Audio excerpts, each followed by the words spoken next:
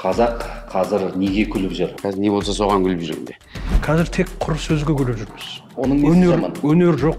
Боқтық сөздер көп айтылады. Жатарда сиіп жатыңдар деген сөз айтылған ба? Бұрын соңды. Иә. Қазір айтылып жүр. Сары көтіңнен айналайын деген сөз айтылған ба? Сіздерді көрермен түсінбей жүрген болар. Өнер қырандары күлкілерінің өзі деп езіп формасын жоғалтып жіберді. Өзімде біраз комедияларға түсіп жүрмін ғой. Қоянбаевтың бірнеше киносы шықты ғой анау. Мен күле алмадым соған. Вайнға қалай қарайсыздар? Телефондағы TikTok 1 минуттық вайндар. Соның жетегінде кетті халық. Қазір кім өзін сахнадан көреді, мыналар мені салып жатыр деп. Елді түзейтін сатира қандай жағдайда қайта оралады? Армысыздар, бұл подкаст тайм. Жүргізушісі мен Дәнеш Асқарбекұлы. Бүгінгі біздің тақырыбымыз қазақ қазір неге күліп жүр? Жалпы күлкі күніне арналған хабарымызға спикер ретінде келіп отырған қонақтарымды таныстырып кетейін. Белгілі режиссер, автор, театр және кино актері Асқар Наймантаев ағамыз.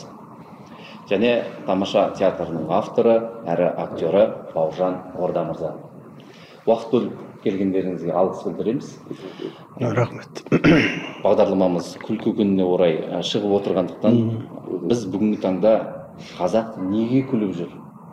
Біз қандай тақырыпқа күлеміз? Жалпы біздегі күлкінің сапасы қандай деген тақырыптың төңірегінде өрбитін болады. Алғашқы сұрақ сол, қазіргі күлкіге сіздер күлесіздер ме? Енді қазір бүгін біз өзің қонаққа кәсіби актерларды шақырып отырсың. Ал эфирдегі көп жүрген күлкілердің барлығы біз қазір сөзге ғана күліп жүрміз. Ол жерде образ жоқ, актерлік ойын жоқ, тек сөйлейді жігіттер. Әлгі қысыр сөз күлмекке жақсы дегендей, қысыр сөзі жинап алып жүрген жігіттер көпшілігі. Мысалға, көп адамдар ой баяғы тамаша керемет еді, ой баяғы тамаша керемет еді, Құдай берген ағаларымыз анау мынау деп айтады. Сол кісілердің өзінен, сол кісінің қандай сөз есіңізде қалды деп сұрашы. Олардың сөз есінде қалмаған. Құдай берген жасаған образдар, мейірман жасаған образдарды айтады. Қазір мына біздердегі айтады. Ой, Бауыржанның анау істеген образы керемет болды. Бауыржан ана жерде бір жақсы дүние жасап еді. Сіздің ана баяғы шашыңыз деп менің ой жасаған образдарымды айтады.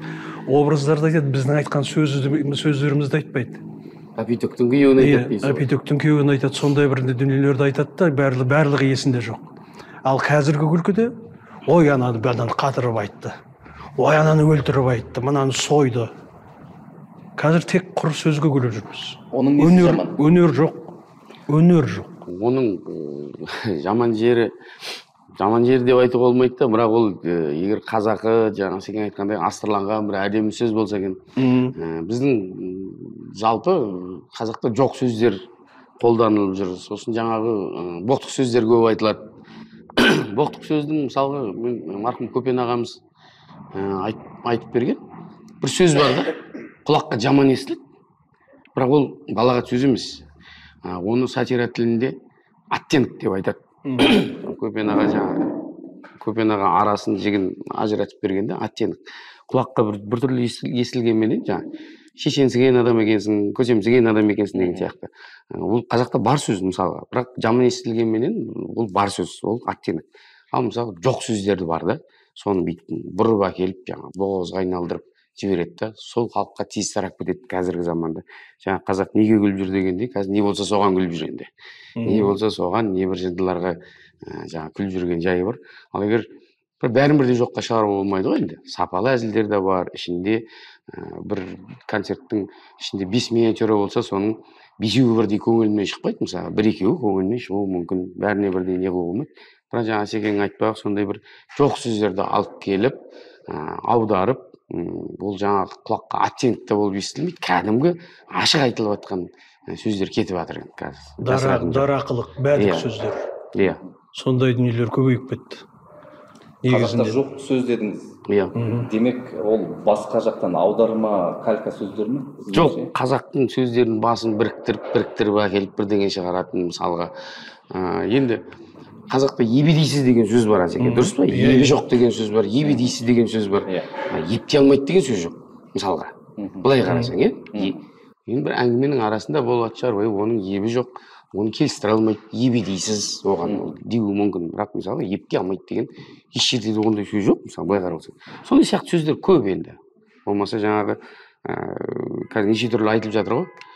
Демек сіз ептей алмайды деген сөзге қарсысыз ғой? Жоқ, мен қарсы емеспін, бірақ халыққа көп таралып кетті, сол белең алып кетті. Мысалы, былай еститін жаңағы құлақ болса, тыңдайтын сөз болса деген сияқты түсінген адамға мысалы мен өз басым қабылдаған жоқпын мысалға. Яғни сахнадан айтылатын юмор емес дейсіз ғой? Иә, мысалы енді жасыратын ештеңесі жоқ, оны телевизордан да кетіп қалды. Сахнада жатарда сүйіп жатыңдар деген сөз айтылған ба бұрын соңды? Иә. Қазір айтылып жүр. Сары көтіңнен айналайын деген сөз айтылған ба? Сары көтіңнен айналайын деген сөз. Міне айтылып, бүгін ғана көрдім соны мысалға. Осындай сөздер кетіп жатыр енді. Оны сахнадан естідіңіз бе? Телевизордан көріп қоядым. Сахнадан, теледидардан. Енді ол айтып отқаны сондай өтеді халыққа. Сөйтіп айтты деп бәрі күліп жүреді. Сондай сол сөзге ғана күліп жүрміз да, ой ана өстіп айтты, қатырды, сондай керемет болды деп. Өнер жоқ. Ал енді мына бүгінгі егер сенің сұрағың бізді неге күліп жүрміз деген дүние болатын болса, өнерге байланысты болатын болса, біз сол күлкіні өнерге айналдырып, жаңағы образдар жасап, неше түрлі мінездер іздеп, басқа адамның кейпіне кіріп, сөйтіп өмір сүріп үйренгенбіз. Сонда кәсіп қылғанбыз. Ал қазір құр микрофон ұстап тұрып алып, соны сапылдатып аузына келгенін айтып жатқаннан кейін құр сөзге күліп жүрміз. Бұл енді сіз стендап жанрын меңзеп тұрсыз ғой? Иә. Стендап болсын, қайсысы болсын, қазір енді сол сән болды, біздерді экраннан алыстатып тастады ғой. Қазір біздердің әзілімізді көп қабылдай бермейді. Түсінбейді де бізді. Түсінбейді де. Мысалға Бауыржанның жазған дүниелерін ойнайды. Мына Екезу театры бар Ақтөбеде. Өте керемет театр. Әлі де сол баяғы классикалық жолынан, классикалық формасынан ажырамаған театр. Бұзылмаған. Өткендегі осы Алматыда да концерттерін беріп кетті. Қаншама жұрттың көңілінен шықты. Керемет дүниелер болды. Ол театрға сұраныс бар ма? Сұраныс бар. Мысалға, ол театр мына біздің оңтүстік жақта болмаса да, бүкіл батыста Екезу келді десе, үлкен қуанышпен қарсылады әлі де. Әлі де Екезудің батыста баяғы тамашаның бүкіл Қазақстанда жүріп жүрген жолы сияқты, батыста Екезудің өзінің орны бар. Өзінің сол жолынан ажырамаған. Сөзіңізді толықтыра кетейін, жаңа ажырамаған дегеннен шығады. Кезінде мысалға енді тамашаның көп баста тізгінін бастаған, құрған енді Ұлықпан ағамыз ғой енді есен ТВ режиссері мысалға. Сөйтіп тамаша ең бірінші шықты 78-ші жылы мысалы. Ол кезде Дворецкийге де жинаған жоқ, тек қана теледидардан шығып жүрді мысалы. 78-ші жылы мен туылған жылы мысалы, былай қарасаңыз. Кез келген нәрсенің театрда болсын, басқа нәрсе әрқайсының өзінің форматы болады ғой, уақыты болады, Мәселен, тамаша несімен күшті болды? Анау Аркадий Райкиндерден бері қалыптасып кеткен. Біздің жаңағы сатираның қазақтағы атасы Жарасқан Әбдірашев, Үмбетбай Уайден сияқты, Османхан Әубәкіров сияқты ағаларының шығармасын оқысаң сахнаға бейімделген монолог 8 минутпен 10 минуттан аспайды. Миниатюра 10 минутпен 12 минуттан аспайды, Форма ол. Сол форманы, мысалы, Екезу театр бұзбаған десек болады. Тамашада сол форманы ұстап келе жатыр. Ал енді шығып болады да миниатюраны жарты сағат ойнайды. Ол миниатюра ма? Миниатюра деген сөздің жарты сағат ол мини-спектакль. Мен жаңа өнер қырандары 45 минут ойнапты бір күні. Сон біздегі Дархан бар ғой, Пірназар. Сол келіп, жақсы болды нөмірлерің десе, жаңа өнер қыран балдар айтады, сәл ұзақ болып кетті ме? Жоқ, ұзақ болған жоқ. 45 минут ұзақ қояға десе, кішкене 15 минут қосыңдар деп. Неге десе? Сосын бір спектакльға ойнайсыңдар, 1 сағаттық, 5 сағаттық. Миниатюра деген формадан ажырамайтын. Ол әрқайсының өзінің жанры бар, өзінің формасы бар. Мысалы, филетон деген әзілді сахнаға шықсаң өтпейді. Филетон таңдамды оқып қана күлетін әзіл бар. Оқитын әзіл бар, айтатын әзіл бар. Сол сияқты форма бұзылып кетті.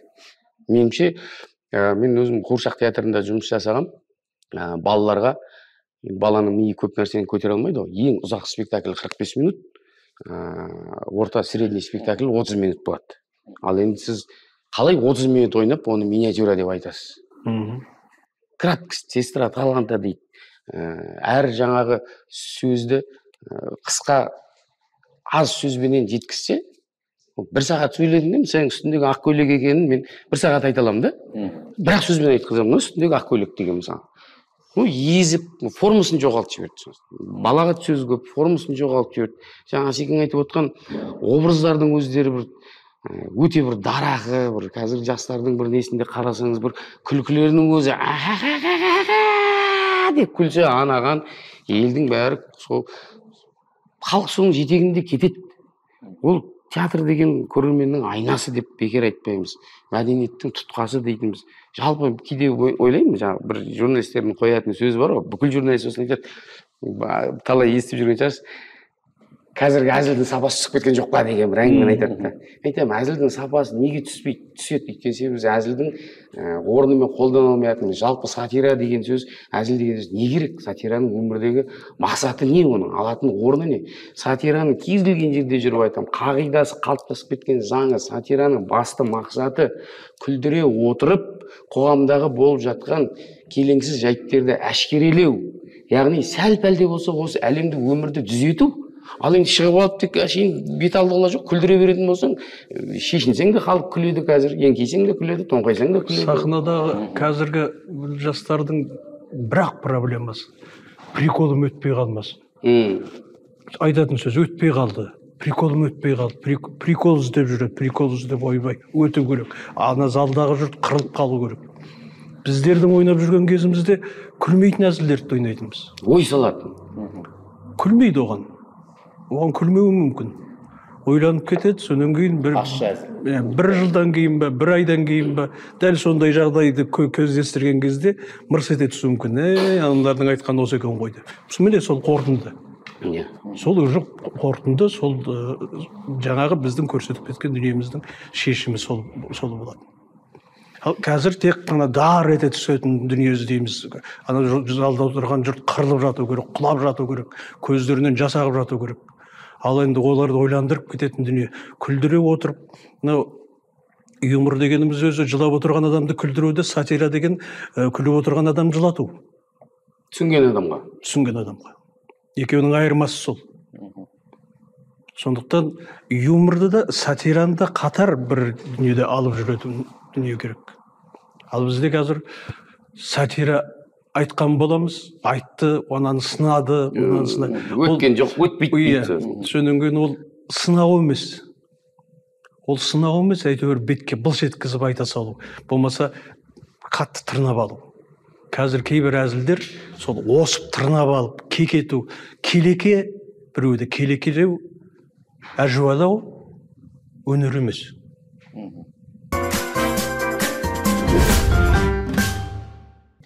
Асеке, сіздің өтпей қалды деген әңгімеңізге орай мына оқиға есіме түсіп тұр. Қателеспесем 70-ші жылдары түріктің атақты сатиригі Әзиз Несин Мәскеуге келген кезде арнайы Райкиннің концертіне апарады ғой. Сонда 1,5 сағат бойы елдің аңдығаны Әзиз Несин болған ғой. 1,5 сағат бойы ел қыран топан күліп жатқан кезде бір езу жимаған, бір күлмеген. Содан былай шыққаннан кейін ыңғайсызданып сұраған ғой, енді ұнамай қалды ма, сізге түсінбей қалды ма, әлде жаңағы аудармашы дұрыс жеткізбеді ме десе, Әзиз Несин айтыпты, сіздердің Аркадий Райкиндеріңіз ұлы артист, бірақ сіз бен біз екі түрлі мәселеге күлеміз ғой деп. Сіздердің күлкілеріңіздің тақырыбы басқа, біздікі басқа деп. Енді ол 70-80 жылдардағы Түркия өте ауыр халде ғой, енді Әзиз Несин соны сатира түрінде жазды, сол үшін билігіне де жақпады. Енді бәлкім сіздерді көрермен түсінбей жүрген болар. Сол ғой, түсінетін көрермен жаңағындай әзілдің жетегінде кетіп бара жатыр. Жоғалттық сондай әзілмен. Сондай әзілмен жоғалттық. Ал оған көрермен кінәлі ме? Адасты. Көрермен де кінәлі емес, көпке топырақ шашуға болмайды, бірақ негізінен сол жетекке алып кетті және соны эфирден көп көрсете бастады. Жеңіл нәрсе тез таралады ғой. Тез таралды. Жеңіл нәрсе. Эфирде соған көңіл аударды. Біздерді ақырын ығыстырып шығарып жіберді. Ал біздің міне мен қаншама жыл жұмыс істеп өзіміз ашқан Теріс қақпай театры, біз бағытымыз негізінен сатира болды. Бізде Теріс қақпайға біраз жыл көрермен жарты зал ғана келіп үйрене алмай жүрді. Көп күле бермейді. Біз кішкене сатираның тілінде сөйледік. Дарылдап дарақы күлкіге барғызғанымыз жоқ. Енді қазір көрермен сол Теріс қақпайды іздейді. Яғни аңсайды. Ал қайда соларыңыз жақсы еді ғой, Теріс қақпай неғып жоғалып кетті, неге құрып кеттіңіздер деп. Қайда Теріс қақпай? Теріс қақпайдың жоғалған себебі, Теріс қақпайдың барлық концертінде Заманбек Нұрқаділов ағамыз отырады. Біздің шынымен қолдаушымыз болды, қамқоршымыз болды. Сонан кейін бірінші қатарда үнемі Заманбек ағамыз отырады. Ал Зәкең мына өкіметке қарсы сөйлеп, оппозицияға шығып, сондай болып кеткеннен кейін Теріс қақпай бүкіл эфирден алып тасталды.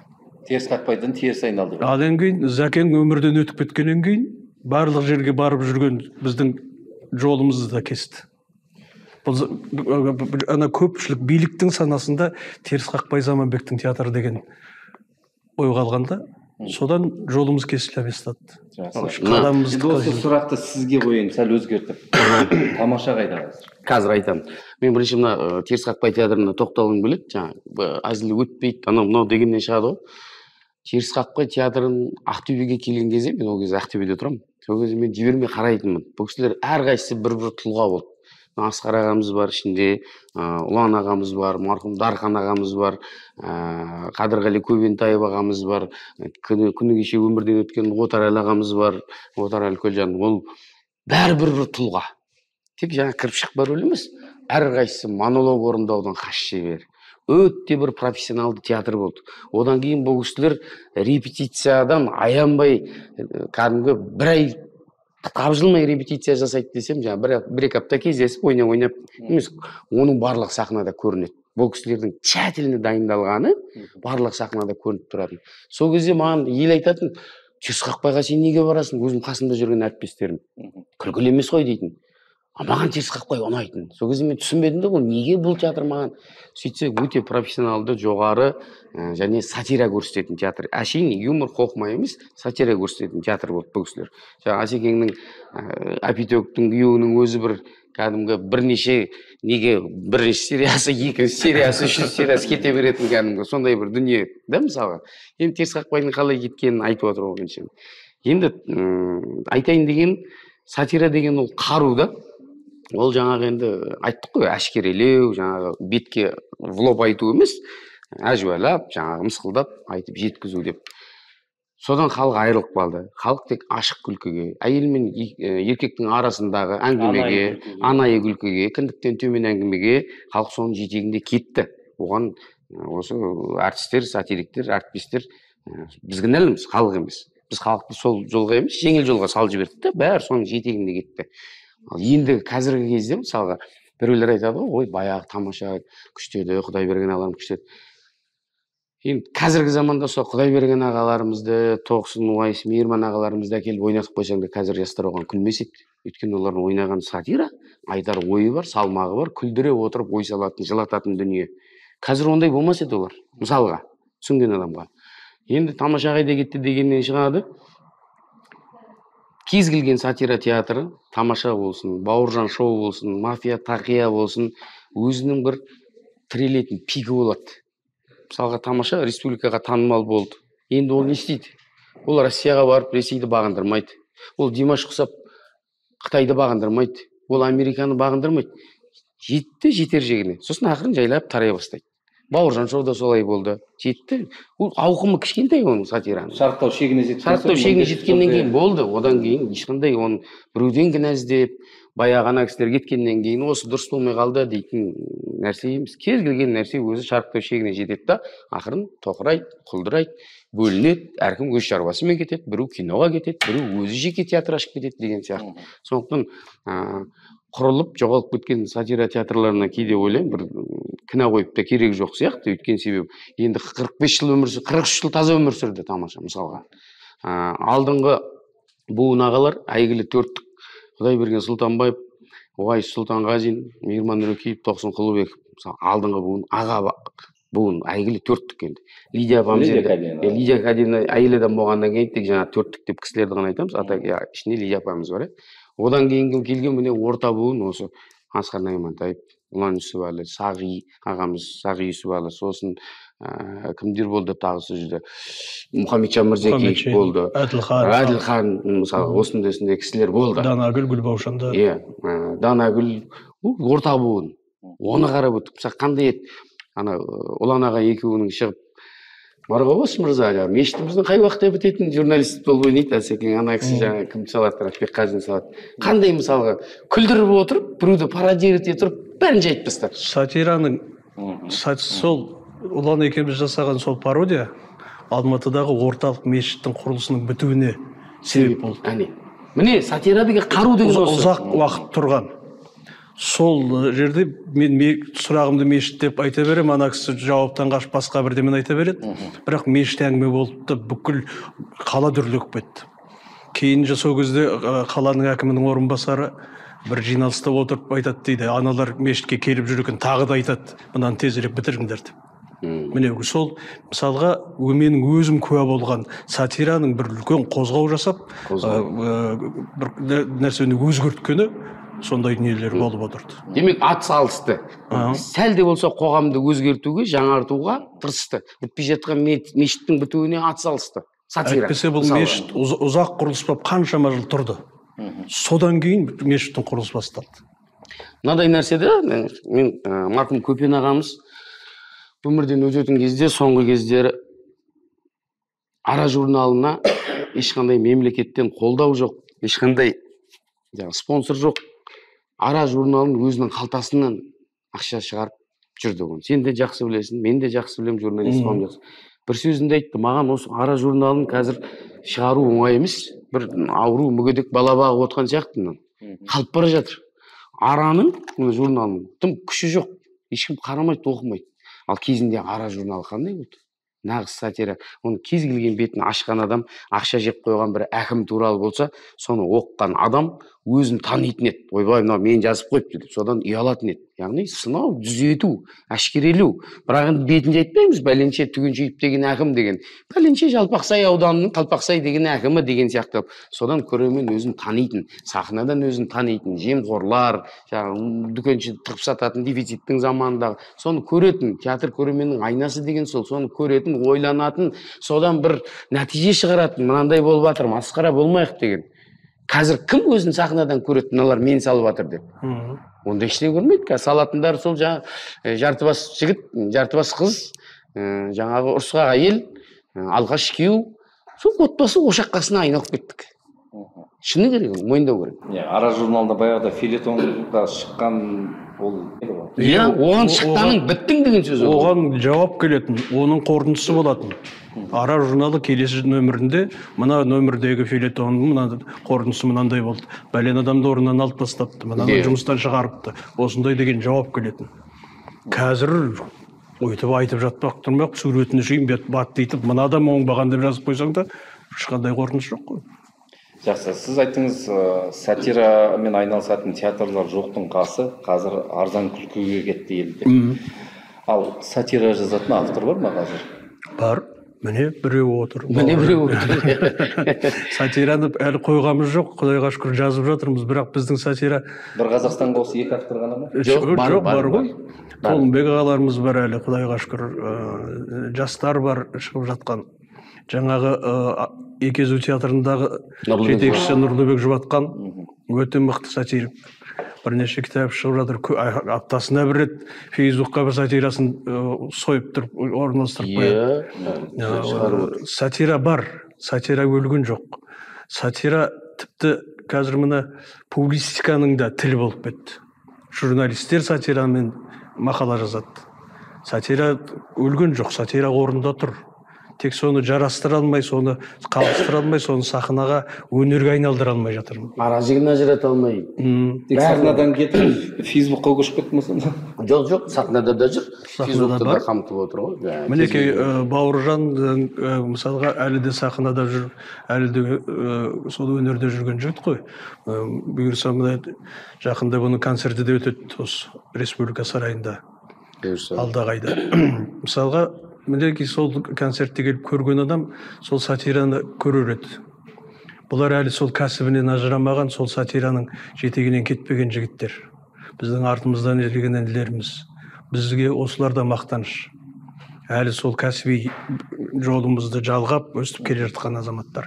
Сатира өлген жоқ, сатира бар. Сатира сынайтын тақырып тұрған кезде ол өлмейді. Мысалы қазір де мен бір жазған дүниелерім жаңа ютубта неде жүр ғой, мысалға банкіні сынауға болады. Қандай қазіргі бір кредит деген бір кәдімгі қотыр үлкен жара болды ғой, мысалға ішінде керемет халыққа пайдаларың жоқ, проценттерің көп деген әңгімелер айтылып арасында тығып үлгересің. Енді бір жағынан телевидение деген дүние қырқатын дүниелер де көп, енді былай қарағанда көп нәрсені алып тастайды. Соның өзінде арасындағы елдегі проблемалар тығамыз. Мысалы соңға барғандағы нәрсе, жаңағы документ алу деген нәрсе сияқты бір жерді екі адамға сатып жібереді.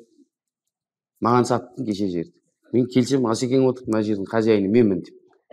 Маған бәленше сатты ғой деймін. Дәкең деген осы ауылдың әкімі сатты. Ол әкім жоқ, Астанаға министр болып кеткен екінші әкім, мен білмеймін дейді. Қазақтың ұлттық ойыны ғой бұл. Иә, қиналатын кім? Мына екеуміз қиналатын, қырылатын, бір-бірімен төбелесетін жерге. Әкім сатты да ақшаны алып та кетті, мысалға. Сондай нәрселер, жер мәселесі, үй мәселесі, кредит қоғамда әлі сынайтын, сатираға салып көрсететін, әшкерелейтін нәрселер көп. Тек жалпы бағыттан көп деген әзіл-сықақ театрлары сатираның бағытын түсінбей қалды, ажырап қалды. Әшейін отбасы, ошақ қасы, кіндіктен төмен әңгіме, осындай әңгіме, екі әйел, өсек, екі абысын, екі жең. Ол да керек, оны жоққа шығармаймын, ол да керек. Арасында сондай бір үнемі күрделендіре беруге болмайды, арасында бір-екі жеңіл әзіл керек. Бірақ алған кезде жаңағы в целом дейді ғой, жалпылама алған кезде бәрібір айтатын ойы болмаса, сатираны бестегенге де керек жоқ, былай қарағанда. Мына баяғыда біздің кезімізде еврей халқының бір жақсы анекдоты болатын. Жаңағы күлмейтін әзілдерге жатады бұл енді. Бір еврей екіншісінен сұрайды дейді, мына ішім пысып кетті, бір жаңа анекдот бар ма деп. Жоқ дейді. Соны тағы біреуден сұрайды, жаңа анекдотың бар ма? Жоқ. Үшіншісінен сұрайды, жаңа анекдотың бар ма? Жоқ дейді. Бұл өкіметке не болған деп айтады. Көрдіңіз бе, мінекей, айналып келген кезде осындай дүниелер қазір сахнадан осындай астармен сөйлесең түсінбейді көп адам. Ал біз осы бағытты ұстап едік кезінде. Дана, есіме түсіп кетті жаңа біздің өкіметке не болған дегеннен. Кеше осы Нұрлыбек Жұбатқанменен ақылдасып, бір екеуміз бірлесе бір материал жазайық деп жатырмыз. Сайлау жөнінде. Тақырып. Қан тамып тұрған. Енді қараңыз. Қазақстан цифрландырылған мемлекетпен енді алдыңғы қатарларда тұрмыз. Бізде бәрі цифровой. Соңғы барсаң да цифровой, документ тапсырсаң да цифровой, үй алсаң да бәрі ақшада цифровой, тіпті барып жаңағы бір жерге барып арыз жазсаң да цифровой. Милицияға барсаң да, қазір полицияға барсаң да, сенің цифр баяғыдай бәленше қылып цифровой, бәрі цифровой. Біз ұтып кеттік цифровой. Тек сайлауға келгенде әлі қағаз ручкамен жүрміз да, мынау. Бұл тақырып па, тақырып. егов бар, портал бар, ешкімнің дауысын ешкім ұрламайтын, Каспийдің приложениесі сияқты. Ана жерде тұр, атын келді, кандидаттар тұр, біреуін басып қалдың, отправить еттің, бітті. Ол ешкім өзгерте алмайды. Соған мемлекеттің бас жетпей тұр ма? Бәрін жеткізіп тастады, бәрін цифровой қылып тастады да, қағаз сайлауға келген кезде ананың ішіне кіріп, ананы жауып, ручкамен бүйтіп жүретін нәрсе. Осы туралы бір керемет дүниені қолға алып алдыңыз. Бауыржан мырза, алдағы уақытта концерт берейін деп жатырсыз. Иә. Сатира бола ма концертіңізде? Иә, әрине ол менің мысалға жазған осы уақытқа дейін 15 жылдан астам жүрмін ғой. Тамаша ойын-сауық отауының өзінде ауылдағы жаңа Ақтөбедегі жүрген Шаттық сатира театры, Екезу театры, Тахауи Ахтанов атындағы драма театрдағы жалпы сахнада жүрген, есептемегеннің өзінде тамашада жүргеніме де 15 жылдан асып кетті, мысалы, былай қараған кезде. Мен жазған сол 15 жылда бір 200 материал жазсам, соның 100-і күрделі, сынайтын, өкіметті қоғамды әшкерелейтін дүниелер болса, қалған арасында жартысы юмор, жеңіл. Ол да керек. жаңа айтып отқаным сол, мен отбасындағы жаңағы әйел мен күйеу деген жоққа шығарамайын деген себебім Ол да өмір. ол да өмір, отбасылық тәрбие деген бар. Отбасылық тәрбие деген бар. Сондықтан арасында жеңіл әзілдер де болады. Сахнада 7 миниатюра болса, соның 3-4-еуі күрделі, 1-2-еуі әшейін тек ешқандай ой салмайды, күлесің да қоясың. Қалғандары ой салатын, ойландыратын дүниелер болады, Құдай қаласа. Концертіңіз, қателеспесем, 24 сәуір күні, осы моментті пайдаланып айта кетейін, осы сәтті 24 наурыз күні, сәуір 24 сәуір күні, 24 сәуір күні, наурыз деппін ғой, 24 сәуір күні Республика сарайында кешкі сағат 8:00-де ораза біткеннен кейін халық концертті сағынған кезде жер аяғы кеңейді, күн жылыйды. Алматыда 24 сәуір деген енді кәдімгі жаз ғой енді. Жеңіл киіммен келіп, оразадан әбден іші пысқан азаматтар келіп концертке келіп бір сусындасын деген ниетпенен Республика сарайына 45 жасқа толған шығармашылық кешімді, есеп беру кешімді бергелі жатырмын. Көптеген өнер адамдары қатысады. Асылбек Боранбаев, Жанатбек Байкеков, Саттар Ерубаев, солсын жаңағы Екезу театры, Тамаша театры, Нұржан Тутов, Арқан Пірназаров деген сияқты көптеген әншілер болады. Сөйтіп бір дүркіретіп Республика сарайына өткізгелі жатырмын. Тағы да қайталап айтамын, ешқандай табыс табу мақсатында емес. Республика сарайына концерт қойған адам табыс таппайды, керісінше берешек болып шығады, қарызға кіріп шығады.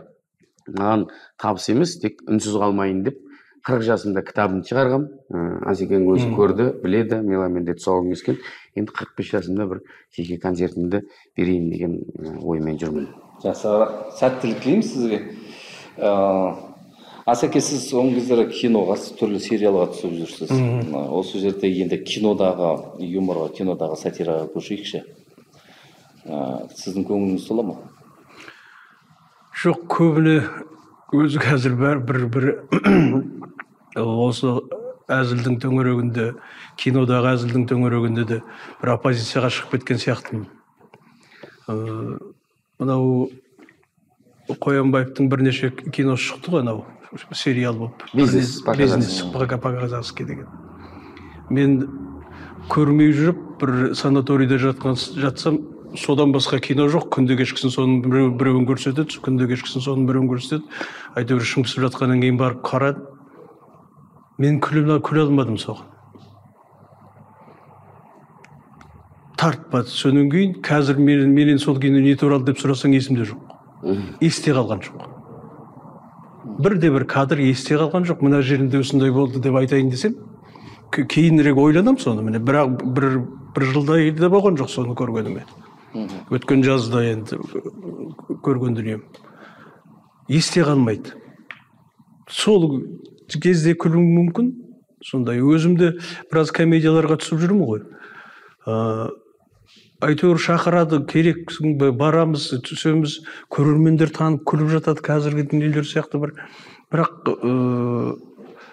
өзімді ойлаймын, осы менің де ойнап жатқаным сол жұрттың есінде қалмайтын шығар осы деп.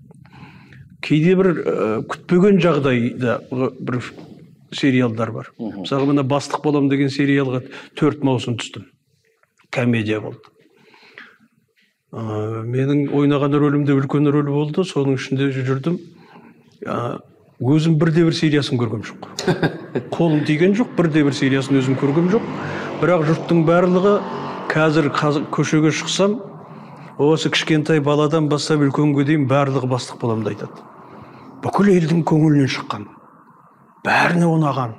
Бәрі шолап таниды. Мысалға, мені бұрынғы тамашадан көрмеген жаңа туған балалар бастық боламнан ғана көріп, қазір сөйтіп танып жүрді мені. Бұрынғылар мені тамашадан танығандар болатын болса, қазіргі балалар мені бастық боламнан танып жатыр. Одан кейін де 1-2 сериал бар, жаңағы комедияларға түскен. Содан кейін бет алды бара бермеймін кинолардың барлығына. Алдымен көріп, екшеп, ойланып, содан кейін барам. Болмаса осы мінекей жақында ғана 1-2 жобадан бас тарттым. Алғашқы кішкене сценарийін жібереді ғой. Оқып қарасам, кішкене жаңағындай боғауыз сөз көбейіп кеткен. Анау-мынау, сосын бармайым десем, аға сіз керексіз, сұрағаныңызды берейік, анау-мынау деп тұрып қоймайды. Мен айтам, айналайын, тек абыройым, сендерден ақшаларыңдан кедей болып қалсам да, абыройымды қалаймын, мынандай киноға түспей ақ қояйын деп. қазір 100 сом әрине аз ақша емес, бірақ денсаулық та керек те. абырой да керек. Соның өзі қандай сөз мысалға айтсаң, бірақ денсаулық та керек деген. Түсінген адам ғой, ол керемет әзіл мысалға. Жаңағы біздің кім айтпақшы, Мағоя деген айтқыш ағамыз бар ғой. Жұмаға бүгін бармай қой, бүгін адам көп, ертең барасың деп тұр ғой. Суббота барасың, бүгін адам көп деген сияқты. Сондай ешкімнің шамына тимейтін, жеңіл, Толымбек ағаларымыздың әзілдері бар еді. Асығып бара жатырмын, жұмаға асығып бара жатырмын. Бүгін четверг қой десе көрдің ба? Бүгін суббота қой десе көрдің ба? Бір күнге қалып бара жатырмын деп айтты дейді. Жаңағы гаидан құтылып кету үшін. Сол сияқты өте асығыс адам дейді. Сондай бір жеңіл желпі, ешкім шамына тимейтін, көңіліне тимейтін, күлесің, жымиясың, рахаттанасың. Осындай жеңіл әзілдер бар. Жаңағыдай әшкерелейтін әзілдер бар. Барлығы да керек қой. Бірақ енді біз соның анау күрделісінің бәрін миымыз жетпейді деген сияқты соны ысырып қойып, тек жеңілдімен келе жатқан сияқтымыз да бәрі. Қазір сұрайды, сахнаға керек еді, сондай шығармаларыңыз бар ма, бар ма? Бауыржанның кітабын, жаңа Нұрдыбек Жұбатқанның кітабын, өзімнің жазған кітаптарымды бердім. Міне осының ішінен тауып алдыңдар, мына жерде бәрі сахнаға арналған. Кітабының атының өзі теріс кітап деген. Сол бердім. Сол 3 кітаптан бір материал алмаған адамдар бар. Түсінбейді, ананың ар жағына жете бермейді. Іліп алатын дүние таппаған. Іліп алатын дүние таппай отырады сөйтіп.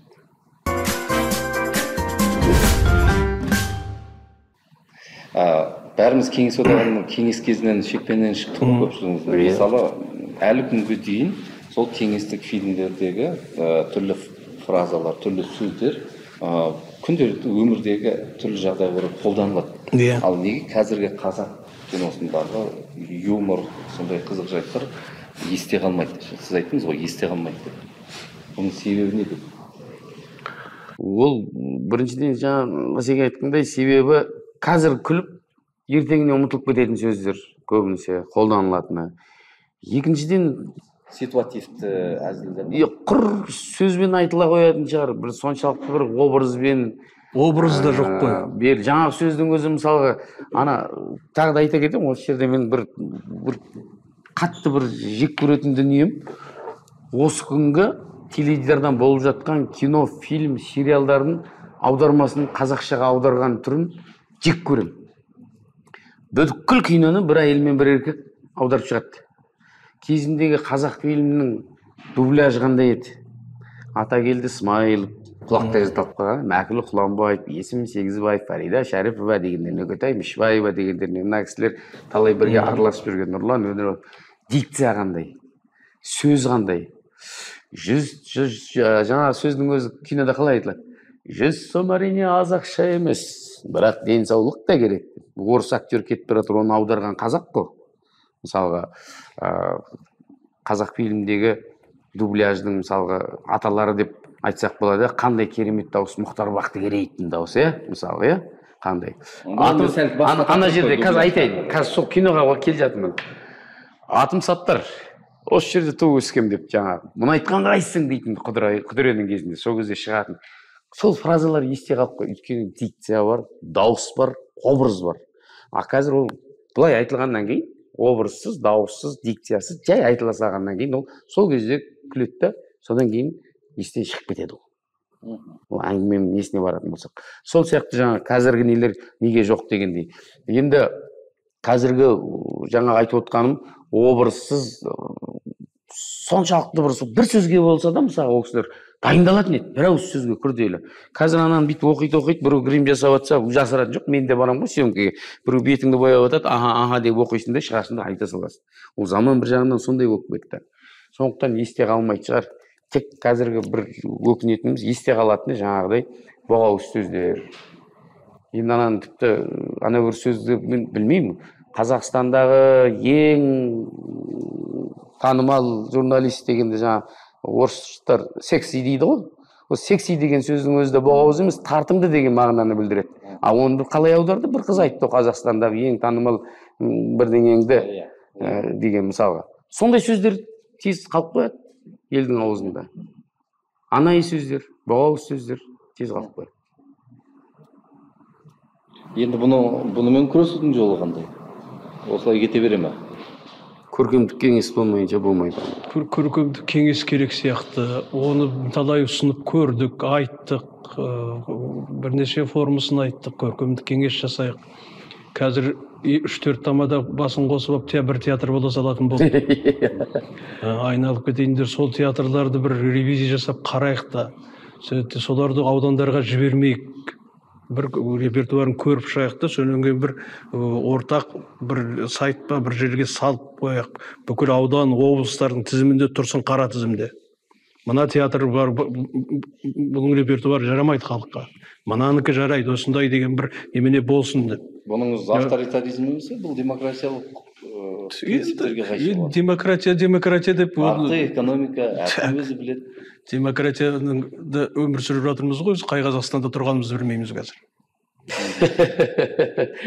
Хабары отечественное, но отечество не наше дейді ғой. Біздің өкімет кейде өзіміздің Қазақстанда квартирант сияқты, басқа жақтан келіп уақытша квартирада тұрған сияқты болады. Сол да демократия, мысалға. Мынадай нәрсе бар да? Тағы да көбен ағаны айтамын, фестивальдарда ол кісі жюри болады, қасында көп жердің. Ол кісі Қазақ радиосында болды. Сол Қазақ радиосын басқарғанда, мысалға, бір әнді, сіз ән шығарасыз да, сол әнді радиодан беру үшін 11 адам қарайды. Иә. 11 адамның біреуі мына бір сөзге қайшы болса, мына сөз келмей тұр десе, бұл ән радиодан шықпайды. Бұл көркемдік кеңес. Мысалға, кезінде тамашаны да бірден шығара салған жоқ. Ол да көп адамның есінен өтті, сыннан өтті. Керек емес жерлерін күні кешеге дейін бізді ұлттық арна ең қиғыш арна ғой. Бәрін қия береді, ойбай ана жаққа тиіп кетеді, жоғарыға тиіп кетеді, ана кісіге тиіп кетеді, мына кісіге тиіп кетеді деп бәрін қия беретін заманда да жұмыс істедік. Ұлттық арнада менің мынандай сөзім бар еді. Көп балаларға үй беріледі. Мен қаяқтан көп балалы боламын, үйім жоқ болса мен қаяққа барып көбейем мен. Қоян құсап шөптің арасына барып көбейем ба? Сен бер үйді маған, сосын мен саған көрсетейін көбейгенді. Деп бір айтатын не бар да? Біз анандай ғой жаңағы. Ана жерге барайын десең, паспортыңды әкел дейді. Паспортың жоғалып алған десең, онда сен пропискаңды алып кел дейді. Прописка алайын десең, паспортыңды әкел, паспортты әкел. Анаған барсаң анау керек, мынаған барсаң мынау керек деген сияқты. Жаңағы бір анаға, көп балалы анаға сен өкіметтен жәрдемақы алу үшін осындай дүниелеріңді алып кел. Ақшасын бәрін есептеп, сен өкіметтен көмек алуға жарамайсың. Сен мынандай айлығың бар, сен мынандай табысың бар. Мысалға. Ал енді барып өшіртке, банкке барып тұрайын десе айтады, сен айлығың жетпейді үй алуға. Сен жағдай жоқ адамның қатарына кіресің. Сен өкіметтен көмек ал дейді. Өкіметке барса, сен жағдай бар адамға кіресің дейді. Екі ортада адам далдылық болады ғой. Сондай нәрсе ғой, мысалға. Ұлттық арна қия беретін. Тамашаны да ол бірден шығып кеткен жоқ. Бәрібір көркемдік кеңес керек. Айтылатын нәрсе бар, айтылмайтын нәрсе бар. Демократия деп әркім аузына келген боғауызды айта беруге құқысы жоқ деп ойлаймын. Өзіміз көркемдік кеңес болатынбыз. Бауыржан бір шығарма алып келді ме, отырып алып түгел актерлар талқылаймыз, оқимыз. Соны Бауыржан мына жерін өзгертпесең болмайды екен, мына жерін былай өстіп ақылдасып отырып, кесіп пішіп отырып жасалатын дүниелер. Міне ойнап жүріп, Саттар екеуміз Асқар аға біз мына материалды қарап беріңізші деп баратын едік. Сосын бұл айтады, ана жерлерін болмайды, алып тастаңдар дейді. Өте грубо естіледі десе, болды алып тастаңдар. Оның өзі мысалы, қазір ондай жоқ, ойына келген шығады да, айта берді. Көркемдік кеңес еш жерде жоқ, телевидениеде де жоқ, радиода бар ма жоқ па білмеймін. Жоқ шығар өйткен себебі неше түрлі өлеңдер кетіп қалып жатыр ғой, мысалы. Өлеңдердің барлығы жаңағы кілең анайы сөз, ерінің, қарның, ішің, кіндігің, мойның деген сияқты неше түрлі сөздер кетіп жатыр.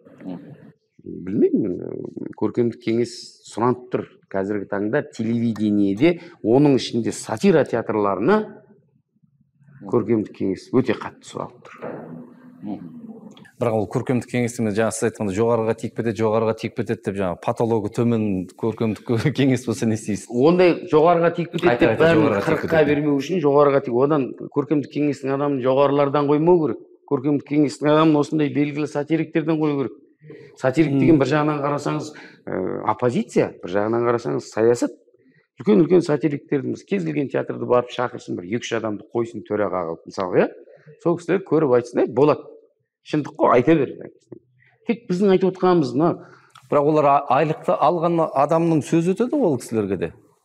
Қалай айлық алған адамның сөзі өтеді? Енді көркемдік кеңес айлықпен жұмыс істемей ме? Айлықпен жұмыс істегенін мен айтып отырмын. Көркемдік кеңесте өкіметтің сөзін сөйлейтін, биліктің сойылын соятын емес, осындай атақты сатириктерден қою керек. Ұлан ағамыз қазір осы жақта, мысалы, Алматыда, бұрын Астана, Асқар ағамыз бар, Отырал ағамыз кетіп қалды. Көп қой енді айта берсеңіз, мысалы. Бәлкім тәуелсіз керек шығар. Мысалы, ақш-та Оскар сыйлығы бұл тәуелсіз ғой.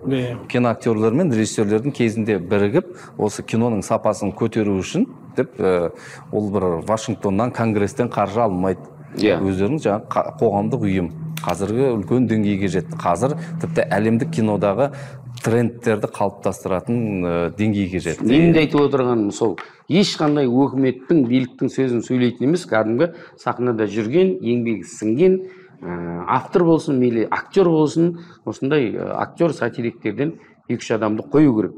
Біреуін төраға қылып қой. Орта жастан біреуін қой, үлкеннен біреуін қой, жастан біреуін қой.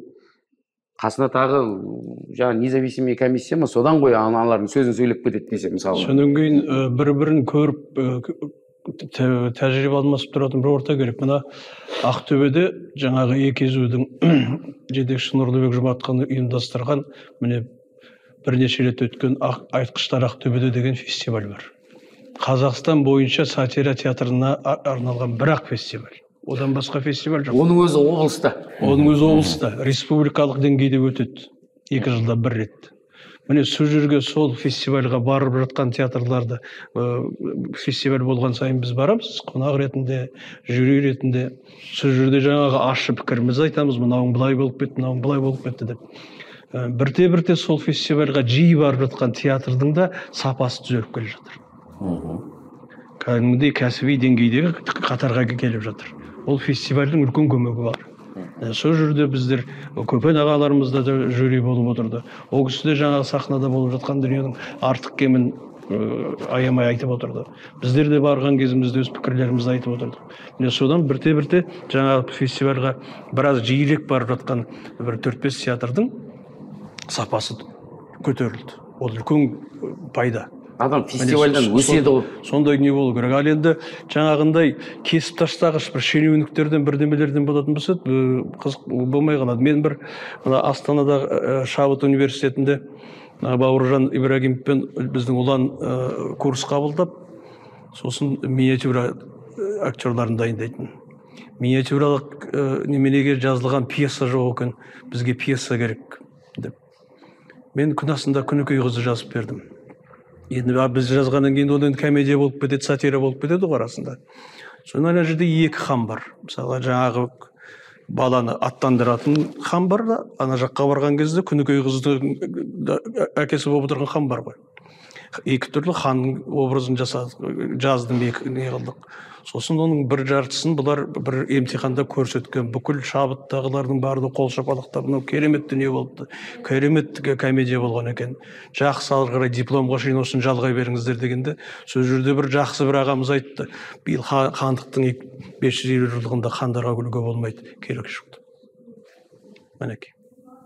Кейде өзіміздің сөйтіп тоқтап қалды. Бір ауыз сөз, хандықтың 550 жылдығында хандарға күлуге болмайды деген. Бізде сондай дүние. Бізде анаған күлуге болмайды, мынаған күлуге болмайды. Бәріміз біз кезінде теріс қақпай сахнаға Абайды да шығардық. Мүшайра деген менің бір шығармам болды. Абайдың ескерткішінің алдында ақындар аузына келгенін айтып, не бір жасандар ақындар тұрған кезде ескерткіштің өзі басын жайқап өкініп кететін. Соған жұрт жағасын ұстаған, ойбай, ай теріс қақпай қайт, Абайда қайтып қорықпай шығардым деп. Соның өзіне де біраз сын естігенбіз. Баяғыда бір ағамыз айтыпты ғой, мен ойнамаймын, ойнасам шындап кетемін деген. Яғни жаңағы күлкіні түсінбейтін жоғарыда адамдар отыр дейсіз ғой, былай. Сол ғой. Жаңа Уәлібек ағамыздың бір әңгімесі бар. Сериалға түскен кезде қасында жүрдім, сол кезде айтып берген. Бір шенділердің бір несіне шақырды дейді енді, мероприятиесіне, тойына ма бірдеңесіне ма. Сол жерде шығып выступать ететін едім дейді. Соған дайындалып тұрғанмын дейді. бір уақытта біреу келді да айтты дейді, так сіз шығасыз ғой қазір, ананы айтпаңыз, мынаны айтпаңыз, анаған тиіп кетеді, саясатты айтпаңыз, анаған тиіп кетеді, жемқорлар туралы айтпаңыз, ана тиіп кетеді, әкімдерді айтпаңыз, мына жерде көп әкімдер бар, жаңағы пара алатын мұғалімді айтпаңыз, ананы айтпаңыз. Жаңағы уәкеңнің бір несі бар, жаңағы алға қарай нақты 100 қадам дейді, ол қаяққа 100 қадам, оңға ма, солға ма, жаңағы кішкене саясат. Соны уәкең тұрып айтты дейді, не айтамын онда деп айтты дейді. Не айтамын мен? Саясатты айтпасам, жемқорларды айтпасам, әкімдерді айтпасам, мұғалімдерді айтпасам, біздегі ақсаңдап жүрген жаңағы медицинаны, білім ақсаңдап жүрген сала көп бізде. Солардың біреуін айтпасам, неменеге шақырдыңдар? Онда мен кете қояйын деп айттым дейді. Тек жүсіп айта берем ба шығып алып? Сонымен жоқ, айтуға болмайды, анау. Соны я дедім дейді да. Шығып алдым да, бәрін айттым дейді. Не қылсаң, ол кессең кесіп ал басымды. Ақшамды бермесең бермеді. Ештеңе де қылған жоқ, бәрі күлді, қабылдады, кеттім дейді да. Көлеңкесінен қорқатын адамдар бар да, ананы айтпа, мынаны айтпа деп менің айтып басымнан жүрген. өтті осындай жағдай. Мен мына президентіміз Назарбаевтың алдында 2 рет көрсеттім. Соның 2-ші рет Астанада сіз осындай күні президенттің алдында өнер көрсетесіз деп, бүкіл репертуарыңызды жіберіңіз деді. Барлығын электронный поштамен жібердім.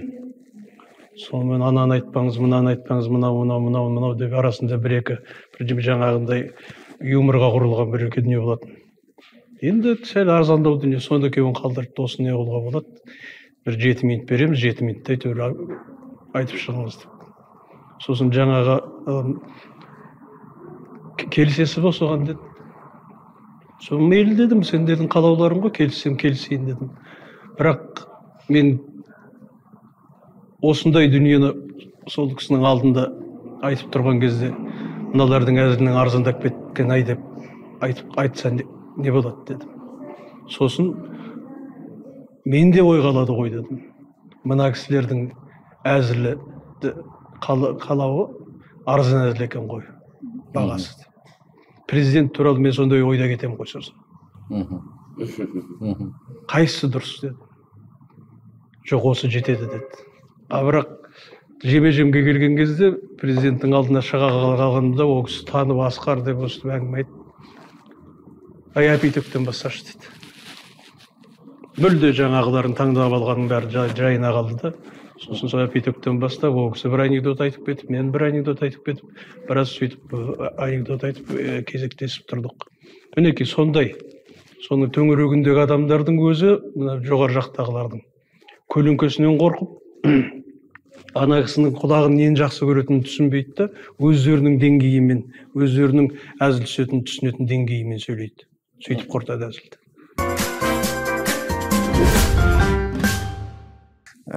Қазір соңғы кезде өнер қырандары, меніңше өнер қырандары осы ең соңғы сол жас жаңа буын құрған театр секілді. Одан кейін бәлкім сіздер білерсіздер, бірақ менің білуімше ондай театрда жоқ. Сонда бұл қазір әзіл-сықақ театрын құру бұл тиімсіз бе? Неге қазір жоқ өнер қырандарын ары қарай жалғастырып кететін? Өнер қырандардың өзі қазір орта буынға кетіп бара жатыр. Жастар деп айтуға да келмейді. Олардан кейін шынымен театр пайда болған жоқ. Театр, ондай театр ашу жалпы өте тиімсіз жағы нарық. Кез келген сарайдың арендасы күйіп тұр. 5 миллион республика сарайының өзі. Ал сен оны ақтай аласың ба? Саған сондай адам келе ме? Келмей ме? Және сондай ұжымды алып жүру үшін де қазір мінекей осы жерден Ақтөбеге барсаң да, Шымкентке барсаң да сонша адамға билет алу деген қазір міне жолдың дүниесі де қымбаттады. Еш жерде арзан қонақ үй жоқ. Қонақ үйдің бағасы бар. Ал сенің сол қалаға барғанда өткен билетің сол сенің барған жолың мен қонақ үйіңді жаңағы сенің коллективіңнің ішкен жеген тамағын ақтай ма? Бұл қазір мына нарықтың кезінде өте қиын проблемаға айналды. Жылап жүріп, қарызын жауып жүргенде елді қалай күлдіресің дейсіз ғой. Сондықтан мен мысалға соңғы 4-5 жыл жалғыз өзім концерт қойып бүкіл Қазақстанды аралап жүрмін. Өзіме тиімді, өзімді өзім алып жүре аламын. Жаныма қасыма тағы 1-2 адам қоссам, соның өзі маған ауыр тиеді. Бауыржан мырза, сіз не дейсіз? Ол енді жаңағы тиімсіз жақтары көп қой. Мәселен, қаражат дедік, жаңағы дворецті айтып кетті, республика сарайының арендасы. Одан кейін енді ешкім білмеген, бұрын соңды көрмеген театр ашыла қойса, елдің бәрі бізде жүгіріп бара қоятындай да халық жоқ бізде. Халықтың жағдайында қарау керек, концерт көретіндей де шамада емес шығар.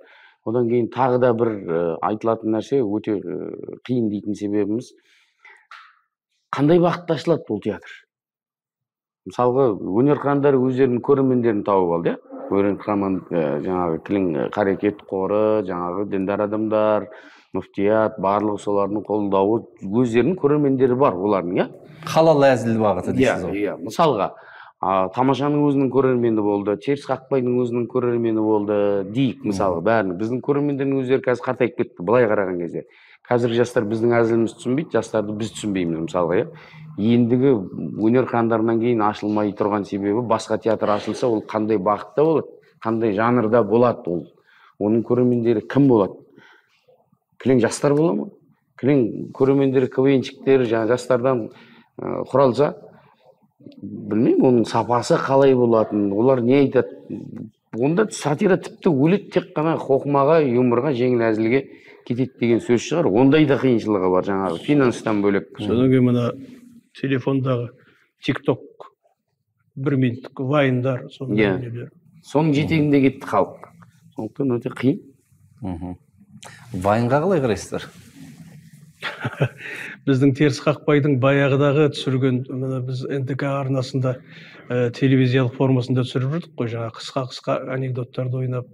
Соның біразы WhatsApp-тарда эфирде жүр. Соны бір жас бала маған салып жіберіпті. Аға, сіздер кезінде керемет вайн түсіріпсіздер ғой.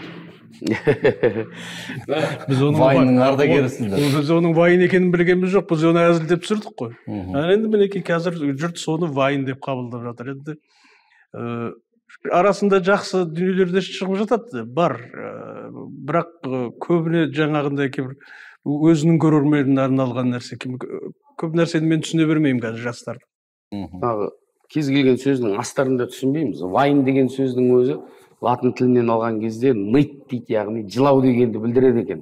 Ол вайн ең алғашқы қай кезде түсірілді? Жылау деген сөзді білдіреді, аудармасы ныть дейді, яғни телефонмен отырып, мен мына бүйтіп едім, мынау бүйтіп қалды, мына жерім бүйтіп қалды деп жылап өзін түсірген. Сол кейіннен алды да үлкен жаңағы 1 минуттық әзілге айналып кетті, вайн. Мысалы, селфи деген сөздің өзі одиночество деген сөз екен. Өзіңді өзің түсіріп, сен суретке түсіретін адам жоқ сен. Өзіңді өзің түсіріп отырсың, мысалы. Астарына кірсең, оның бәрі қиын нәрсе. Ал енді жаңа вайнға мен көзқарасым жалпы жаман емес деп айтуға болады. Өйткені вайнмен өзім де айналыстым. Мынау Қамшы KZ деген портал бар, Қамшылайық деген сайтта мен саяси вайнда түсірдім. Халықтың талабы сол, ұзақ жаңағы айтып отырмын ғой, 45 минут, жарты сағатқа кетіп қалды миниатюралар. Тамашаның заңдылығындағы монолог 8-10 минут, миниатюра 10 мен 12 минут деген, соның өзі ұзақ халыққа. Сондықтан барлығы 1 минуттық әзіл көргісі келеді. 1 минуттан тек жылжытып, оны да өзіміз түсірдік. Мен оған ешқандай қарсылығым жоқ. Сондықтан да кім қалай түсіреді, өзінің еркі, өтімді деп түсіреді. Бірақ оны да жаңағыдай айта кететін жерім, не болса соны вайн қылып түсіретіндер бар. Сосын қазіргі бір белең алып кеткен нәрсе, міндетті түрде арасына бір боғауыз сөз қосып түсіреді. Сосын оны жаңа пинг-пингпен жабады, бәрі белгілі оның боқтап тұрғаны, неғып тұрғаны. Сондай жерлері бар, бұл біздің ұлттық құндылығымыз далада қалайын деп тұр. Маған бір журналист сұрақ қойды, ұлттық құндылықты қалай түсінесіз, керегі бар ма деп. Мен айтамын, ұлттық құндылықтың қазіргі таңда керегі жоқ болып қалды. Баяғыда жаңа айтамыз ғой, ойбай жесірін жылатпаған, жетімін қаңғыртпаған. Ал енді қазір ауылда бір жеңгеңнің күйеуі өліп қалды, ағаң өліп қалды. Жеңгең біреумен кездесіп жүр. Не дейміз?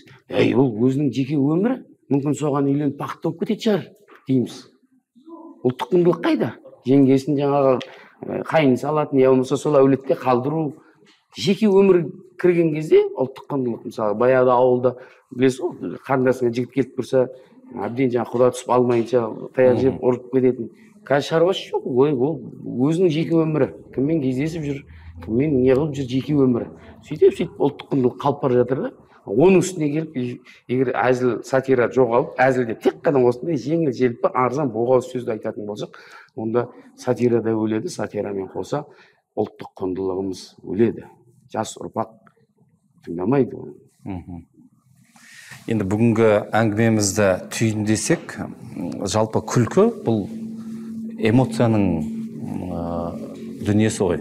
Ал эмоция ең кез келген қоғамда, кез келген адамға әсер ететін өте қуатты күш. Сол себепті де жаңағы Ленинді алайық, тіпті Наполеонды алайық, бәрінің айтатыны бұл сатира қуатты құрал деп келген. Яғни оның мемлекеттің, қоғамның, жалпы бір халықтың дүние танымын әсер ететін, оны тәрбиелеуіне ерекше ықпалы бар құрал екенін түсініп келді. Сондықтан осы жерде бір қарағанда бұларға күлкі туралы тақырып бұл жеңіл сияқты көрінуі мүмкін, бірақ оның астарында шынымен де өте ауыр жүк жатыр. Сондықтан да қорыта келгенде сіздерге қояр сұрағым, арзан күлкіден қалай құтыламыз және елді түзейтін сатира қандай жағдайда қайта оралады? Меніңше біздің мына телеарналардың өзі қайтадан сол сатираға көңіл бөлу керек.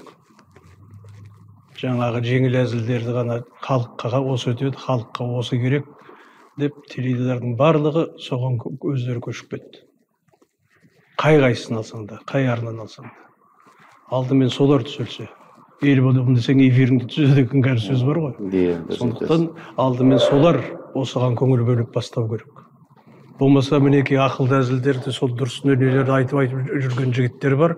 Бұлардың өзін эфирден ысырып тастап, жаңағындай дүниелердің бәрі эфирге толтырып жатыр. Бұларға қайта қайтып келу керек эфирдің өзі. Содан кейін барып, ары қарай сол көрерменді жетегімізге алармыз. Сонда түзелер. Менің ойым сол. Мен ойлаймын, жаңа өте дұрыс айтып кеттіңіз. Кез келген телеарнада жалпы білмеймін, әншілер туралы, концерт туралы, басқа бағдарламалар туралы, жаңағы ток-шоулар туралы мен ештеңе айта алмаймын. Бірақ сатира саласында сол теледидардан берілетін театрларға бір көркемдік кеңес болу керек. Мынау болмайды эфирде, мынау қате, мынау мен ұрпағымызды құртамыз. Ертең әдесең мәдейтін жастар пайда болады. 10 жерден әзіл, 10 жерден күлкі болғанменен бұның салмағы болу керек.